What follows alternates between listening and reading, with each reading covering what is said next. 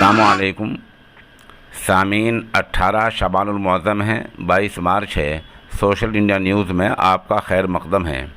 خبر کا عنوان ہے فضلاء اور حفاظ کرام کی دستار بندی۔ ساتھیو، یہ ویڈیو جو آپ دیکھ رہے ہیں یہ مغربی یو پی کے ضلع باغپت کے قصبہ بڑوت کے عظیم دینی ادارہ دارالعلوم رشیدیہ کی ہے، جہاں ماشاءاللہ ادارے سے اس سال فارغ شدہ فضلاء اور حفاظ کرام کی دستار بندی ہوئی ہے۔ یہ بڑا ادارہ ہے۔ اس ادارے کا تعلق ہمیشہ ہی دارالعلوم دیوبند سے رہا ہے کہ طلباء کی بخاری شریف بھی چند دن پہلے ام المدارس دارالعلوم دیوبند کے محتمم جامع شریعت و طریقت مفتی ابوالقاسم نعمانی نے کرائی تھی۔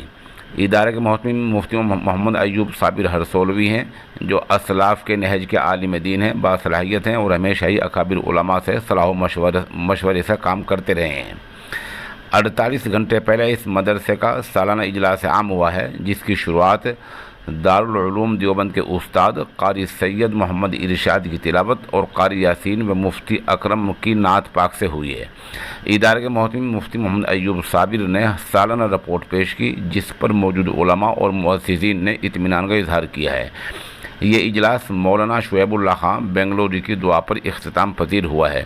اجلاس میں مولانا مفتی طاہر حسن استاد مفتاح العلوم جلال آباد، مولانا مفتی غیور، مولانا مفتی رفیع الزماں، مولانا مفتی عبداللہ معروفی استاد تخصص فی الحدیث دارالعلوم دیوبند، مولانا منیر الدین استاد حدیث دارالعلوم دیوبند و دیگر اہل علم کے بیانات ہوئے ہیں۔ اس رپورٹ کے لیے ہم مفتی محمد اشرف قاسمی کے نہایت شکر گزار ہیں۔ موقع کی چند تصاویر بھی ہم پیش کر رہے ہیں۔